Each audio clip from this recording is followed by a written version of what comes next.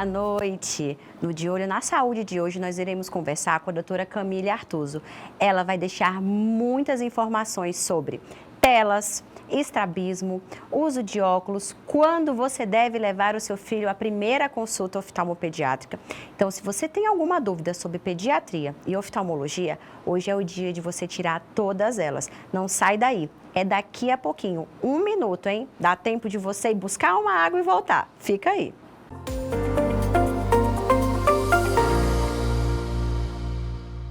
Centro Cardiológico e Hemodinâmico Hemocardio. Tradição e pioneirismo em serviços cardiológicos. A Hemocardio concede esperança à população, dando fim ao que era uma longa espera para pacientes que enfrentam problemas cardiológicos, permitindo a essas pessoas dar continuidade ao seu tratamento perto da sua família. A Hemocardio proporciona, além de consultas, todos os exames cardiológicos, como também um único centro de hemodinâmica do estado do Acre. Essa é a nossa Hemocardio, um centro cardiológico de média e alta complexidade, onde atendemos pacientes ambulatoriais, realizamos exames como eletrocardiograma, mapa, Holter, teste ergométrico, até o cateterismo, que é um exame invasivo.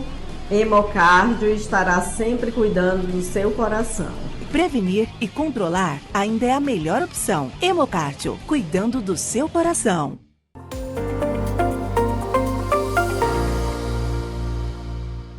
Boa noite! Iniciamos agora o nosso primeiro bloco e vamos conversar com uma médica muito competente que está vindo aqui fazendo visita ao povo acreano para trazer um pouquinho de saúde oftalmopediátrica, a doutora Camille Artuso. Muito prazer, muito obrigada pelo convite. Estou muito feliz aqui estar em solos acrianos.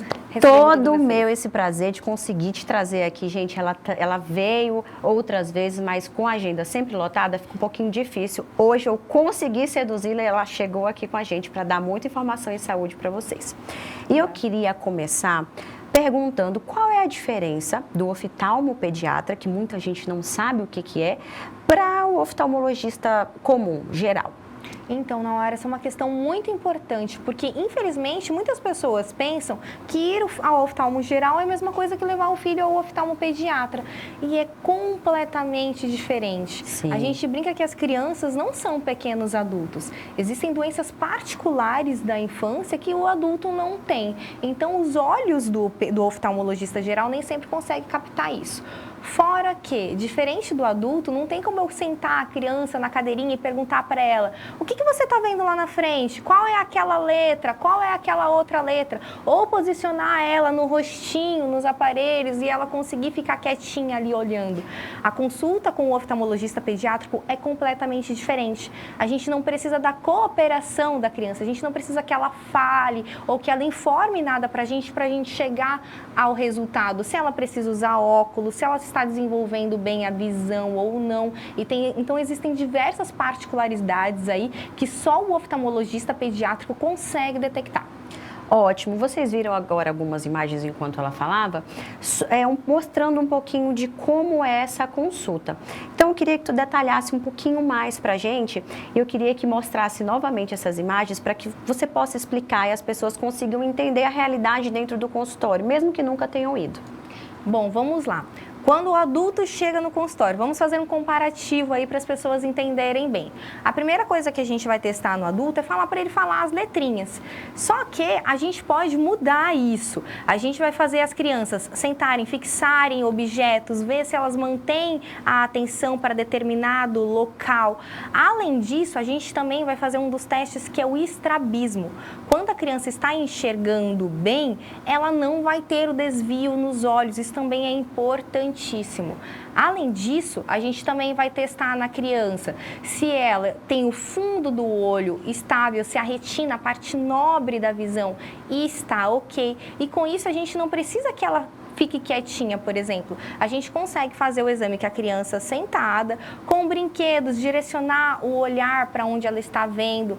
Além disso, na hora de fazer o exame do grau, todo mundo já conhece, pelo menos quem já foi à consulta com o oftalmologista, já colocou aquele aparelho no rosto e o oftalmologista perguntou: você prefere esse ou aquele? Aquele exame já é muito difícil para nós adultos respondermos. A gente brinca que é uma das perguntas mais difíceis, Sim. é difícil. Na criança, não. Ela não precisa escolher qual é a lente, se está melhor ou se está pior de determinada forma. Somos nós que, com o nosso exame, que chama retinoscopia, com o auxílio de uma lanterna e lentes específicas com o exame, a gente consegue detectar qual é o grau daquela criança, sem ela precisar falar absolutamente nada. É um exame seguro, confiável, completamente indolor, que a gente consegue saber se aquela criança está enxergando bem ou não e se há necessidade de uso de óculos. E tudo isso, gente, leva tempo, demanda uma prática, ela já encanta as crianças, então é completamente diferente de um atendimento. Eu atendo adultos, por exemplo, o meu direcionamento é completamente diferente em relação à catarata, por exemplo. O meu cotidiano é completamente diferente. O meu paciente, ele conversa comigo, ele me conta o que está acontecendo. Então, se você levar o seu filho num oftalmo geral, tudo bem, ele vai fazer a consulta do seu filho, mas o refino do oftalmo pediatra é diferente, o olhar é diferente, tudo que você faz todos os dias te leva a uma maior perfeição e uma maior comodidade, que é o que o pai e a mãe querem na hora da consulta, que o filho não chore, que o filho não sofra, então é muito mais confortável. Outra coisa que eu queria saber, que a gente percebe muita criança com autismo, com síndrome de Down, com desenvolvimento neuropsicomotor, é a mesma coisa? Como que deve ser a rotina de atendimento oftalmológico para essas crianças? Exatamente, é completamente diferente também. Por quê? É muito importante que o exame seja feito de uma forma lúdica, de uma forma divertida. Sem traumatizar, né? Sem traumas. E eu digo mais, sem traumas tanto para a criança quanto para os pais. Porque é muito ruim você ir ao médico e você ver que o filho está sofrendo aquela situação. Sim. A nossa intenção é fazer com que tudo vire uma brincadeira. Que nem eu já disse, com brinquedos, com historinhas, a gente canta, a gente senta no chão se for necessário, para tornar aquilo um momento lúdico, um momento divertido, sem traumas para a criança. E, por exemplo, nas crianças autistas ou nas crianças que têm algum déficit na fala, déficit motor, que a gente não pode contar com a colaboração na fala, ou até mesmo que eles fiquem sentadinhos, quietinhos, a gente usa brincadeiras ou outros artifícios para entreter aquela criança e muitas vezes ela pensar que ela nem está sendo examinada, que é um momento aleatório ali. E eu digo mais, inclusive nos bebês, que nos bebês a gente não vai conseguir que ele olhe para determinada região, por exemplo. Em muitos exames a gente consegue fazer ele completamente com a criança dormindo, no colo da mãe, amamentando, exatamente, com carinho, com calma. A gente faz o exame completo para ficar um momento especial e a gente só guardar boas lembranças. Criar um vínculo e ter saúde, realmente conseguir descobrir tudo que precisa da visão daquela criança. E por falar em bebê, qual é o momento exato que o pai ou a mãe tem que procurar para fazer a avaliação? Porque eu recebo muito paciente na vida adulta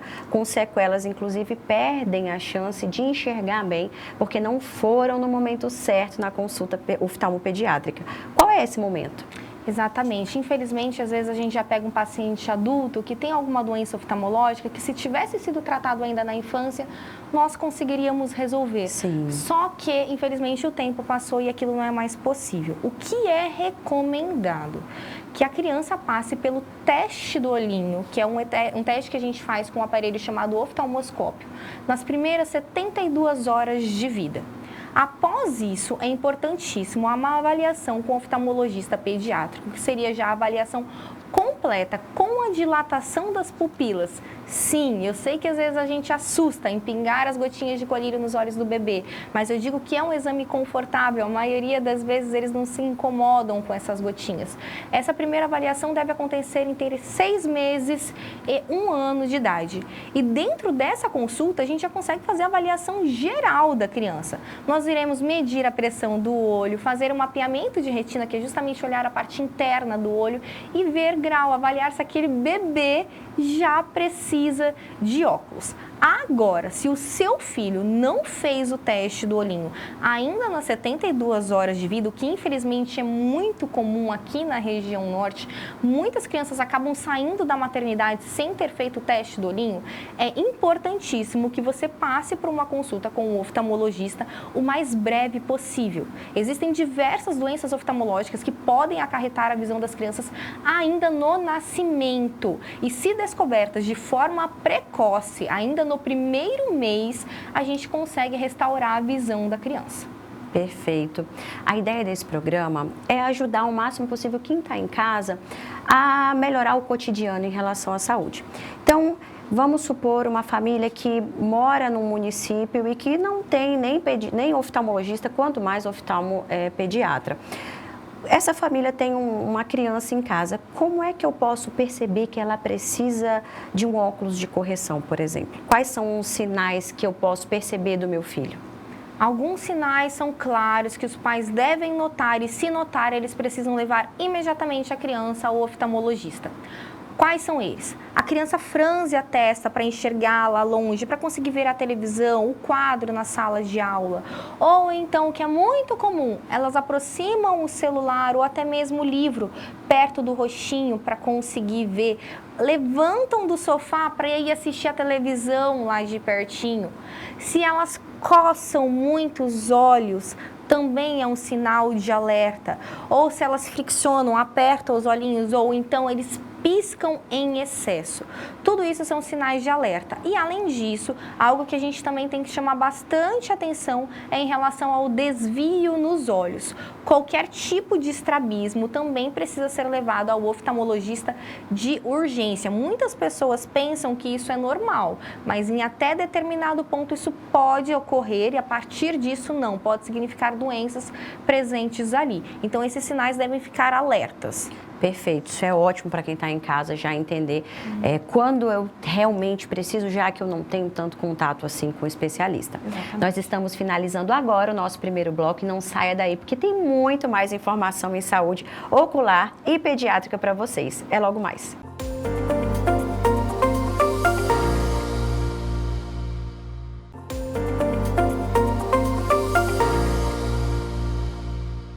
Voltamos agora com o nosso segundo bloco e vamos dar continuidade ao assunto estrabismo. Às vezes a criança entorta o olhinho, mas aquilo ali é temporário, não é uma coisa que é tão patológica que a mãe precisa se preocupar tanto. Quando isso acontece, até que idade a mãe pode falar, tá tudo certo, ou todo momento eu tenho que procurar o oftalmopediatra? Como é que funciona isso? Dúvida muito comum no consultório. Eu acho que a maioria dos pais chegam perguntando sobre isso. O que é normal? Até mais ou menos os 4 a 6 meses de vida, as crianças ficarem com os olhinhos perdidos. Por quê? O estrabismo, na verdade, os olhos se movimentam de acordo com a nossa musculatura. Existem músculos que fazem o nosso olho ir para cima, ir para baixo, ir para um lado e para o outro.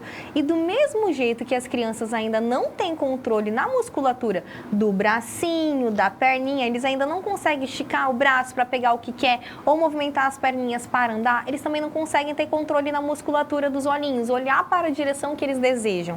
Então é normal, até mais ou menos os 4 a 6 meses, os olhinhos das crianças ficarem perdidos. Um olhinho para uma direção, o outro para outra direção. A partir dessa idade, isso não é mais normal. Elas já precisam ter o controle muscular da visão. Então, se passou desse tempo, já é indicativo de alguma coisa errada que possa estar acontecendo ali. Maravilha, ficou bem claro para todo mundo então. Outro assunto muito importante para os papais e para as mamães. Hoje em dia a gente vê o hábito da tela tá agregado a praticamente todas as famílias e infelizmente a gente sabe que existem infinitos malefícios que esse hábito vem trazendo e vai trazer no futuro na vida adulta dessa criança de hoje. O que você pode dizer para a gente? Quais são os malefícios reais, comprovados que a gente tem, que as telas têm causado e vão causar na vida adulta dessa criança? Infelizmente, principalmente agora, após a pandemia, as crianças acabaram ficando muito tempo em frente às telinhas. Esse hábito acabou se tornando rotineiro e a pandemia está indo embora, porém o hábito continua. Às vezes a criança chega da escola, mas ainda permanece 3, 4, 5 horas em frente às telinhas e muitas vezes a gente nem se dá conta desse tempo. A gente brinca que existiu uma pandemia escondida por trás da pandemia do Covid. Existiu uma pandemia dos eletrônicos. E o que muitas famílias não sabem é que a visão das crianças podem sim ser afetadas em decorrência do excesso do uso do celular, do tablet, do computador e inclusive da televisão. É frequente no consultório o aumento do índice de miopia nas crianças, principalmente ali a faixa etária entre 4 e 6 anos, evoluindo até os 15 anos. Então, muitas crianças estão usando óculos, coisa que não existia antes. Antes a gente andava na rua, a gente não via a quantidade de criança usando óculos que nem é hoje. Sim. E qual que é o grande problema da miopia? Que depois que ela está instalada, a partir do momento que a criança desenvolve miopia, isso não volta mais. A miopia só tende a evoluir. E altos graus de miopia acarretam em doenças oftalmológicas graves, como, por exemplo, o glaucoma, que é a doença que aumenta a pressão dos olhos. Também pode levar a descolamento de retina, que é uma doença da parte interna do olho. Então, não é simplesmente que aquela criança possa vir a usar o óculos ou não. Outras doenças que podem acarretar em baixa de visão também podem estar presentes pelo excesso da visão de perto, que é o uso eletrônicos. Além disso, estrabismo, que nem já comentamos. O estrabismo, sim, o desvio nos olhos também pode ser acarretado pelo uso excessivo dos eletrônicos. Quando a gente fica muito tempo olhando para perto, a gente acaba forçando a musculatura dos olhos e isso pode acarretar no desvio. Em alguns casos, precisar até de cirurgia para correção. Além disso, olho seco. Por quê? Quando a gente fica muito tempo olhando para as telinhas, o nosso olho tende a piscar menos. E é o ato de piscar que intensifica a lubrificação do nosso olho. E com isso a gente pode ter ardência, pode ter coceira, desconforto, cansaço visual. Então, a lista de malefícios que os eletrônicos causam são imensas. Então, a gente tem que podar um pouco isso, diminuir o tempo das crianças em exposição às telinhas. Muitas vezes os pais pensam que é só naquele momento do uso da tela que a criança está sendo exposta, mas aquilo vai gerar uma consequência, como o descolamento de retina, pelo aumento exagerado dessa miopia, para uma vida. Ele pode perder a visão na vida adulta. Então, você muitas vezes pensa que é momentâneo, mas não é. Você está causando um dano para o futuro, que muitas vezes o seu filho nem vai lembrar que ele usava a tela, mas ele vai estar tratando, se ele conseguir tratar. Muitas vezes a gente vê que o descolamento de retina não tem um sucesso tão grande na hora do tratamento e vai estar influenciando diretamente na vida adulta, nos filhos dele, porque ele vai ter maior dificuldade para trabalhar, usando uma visão só. Então, a gente tem que pensar em tudo isso. Não é só o momento agora, que muitas vezes a mãe está ocupada e entrega o tablet para o filho para passar o dia. Não podemos nem julgar, porque é muito difícil realmente você estar cuidando de uma criança. Mas é importante ponderar, pensar, será que agora eu consigo dar uma atenção para o meu filho? Porque isso vai fazer diferença na vida dele. Com certeza. Agora, por mais que a gente tente, não dá para anular, né, a tela na vida da criança. Então, vamos tentar diminuir os danos. Qual é a faixa etária e o tempo que eu consigo deixar o meu filho usar uma tela sem grandes repercussões futuras? O que as diretrizes pedem para a gente? De crianças de 0 a 2 anos, que seja zero contato com telas. A gente sabe que é muito difícil colocar isso em prática, eu brinco que é fácil falar, difícil de fazer, mas é interessante que de 0 a 2 anos elas não tenham contato com as telinhas, inclusive não tenha contato com a televisão. Claro que momentos rápidos, como por exemplo uma ligação de vídeo com os avós, não tem problema, mas evitar essa exposição diária e contínua. De 2 anos a 5 anos, 1 hora por dia. E a partir de 5 anos, 2 horas por dia. E é muito importante também a gente fracionar esse tempo. Ao invés de deixar a criança 2 horas direto ligada ali na telinha, a gente deixar a cada 20, 30 minutos, fazer uma pequena pausa e depois retornar. E Assim, por mais que eu deixe ele nesse tempo, mas eu quero artifícios para o pai que está em casa, para diminuir um pouquinho, desmamar ele dessa tela. Quais são os artifícios que eu posso colocar para o meu filho para ele usar a tela, mas não prejudicar tanto? Algumas coisas, algumas dicas aí. A gente literalmente rolar uma negociação com a criança. Que nem eu já falei, tentar cortar esse tempo, falar, pode mexer, mas a gente vai brincar então. Meia hora pela parte da manhã, meia hora na parte da noite. E outra coisa que é muito interessante, enquanto os eletrônicos tendem a aumentar a miopia, fazer a miopia aparecer de forma precoce, a luz do sol tende a evitar. Então, dar preferência por atividades ao ar livre. Vamos brincar lá fora, seja de bicicleta, seja de bola, patinete, patins. Essas atividades, elas aumentam a incidência do sol nos nossos olhos e previnem o aumento da miopia, fora que é uma forma de distrair a criança, levar ela a outras atividades. Lembrar até mesmo, que nem nós estávamos comentando sobre atividades da nossa época. O que eu fazia na idade do meu filho? Na nossa idade, a gente ainda não tinha os artifícios dos eletrônicos. Então, tentar restaurar essas atividades. Ou então, outra coisa também, está dentro de casa, abre a cortina, deixa a luz do sol entrar, evita ficar no celular, no escurinho. Outras dicas também, às vezes as crianças gostam muito de ficar no celular, ficar assistindo desenho, ficar assistindo série, ali com o rosto bem pertinho. Tentar evitar isso, pelo menos a distância de um braço na hora de assistir. Se for realmente necessário que tenha no celular, usar aqueles aparelhos que a gente usa para posicionar o celular em cima da mesa ou em cima do balcão, que é uma forma da criança não ir aproximando o braço, deixar o celular naquela posição.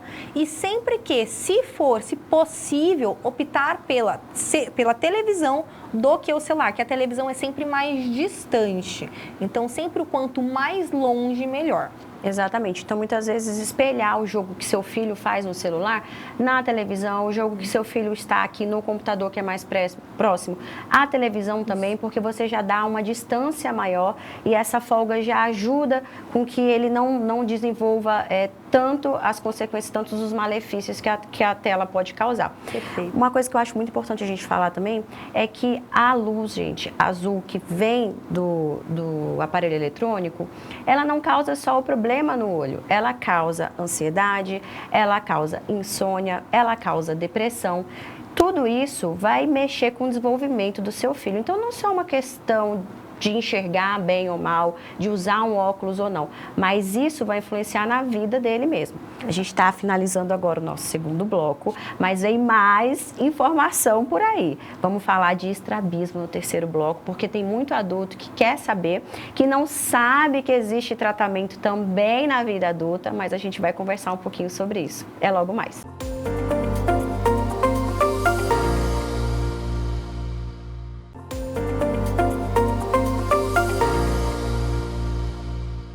Voltamos agora com o nosso terceiro e último bloco, então aproveita cada segundo para prestar atenção, porque vem muita informação para você. Camille, conta pra gente, é possível ficar estrábico, o olhinho torto, depois de adulto? Exatamente, isso é uma dúvida que às vezes as pessoas não sabem que isso pode acontecer. Muitos pacientes pensam que o estrabismo é uma doença da infância e negativo. Depois da fase adulta a gente também pode adquirir estrabismo. E quais são essas causas? Diabetes é uma das principais causas, diabetes descontrolada. Às vezes a gente não cuida muito da nossa glicemia, acaba fugindo um pouco da dieta, acaba não fazendo uso das medicações de forma correta. E uma das consequências do diabetes descontrolado é o desvio nos olhos. E esse desvio, em alguns casos, pode ser permanente, sim. Além disso, pacientes que sofreram traumatismo craniano, por exemplo, um acidente de carro, bateu a cabeça, isso pode gerar estrabismo. Cirurgias neurológicas mais invasivas, algo que acarreta em alguma alteração neurológica também pode levar.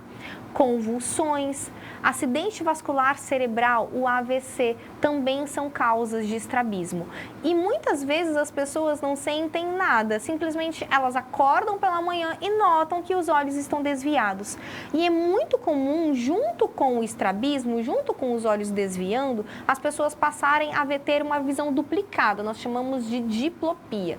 Então, atente-se. Se isso acontecer com você ou com qualquer familiar, que antes você não notava o estrabismo, ele passou a ter, é muito importante uma avaliação oftalmológica de emergência para a gente detectar se há alguma alteração neurológica que justifique esse quadro.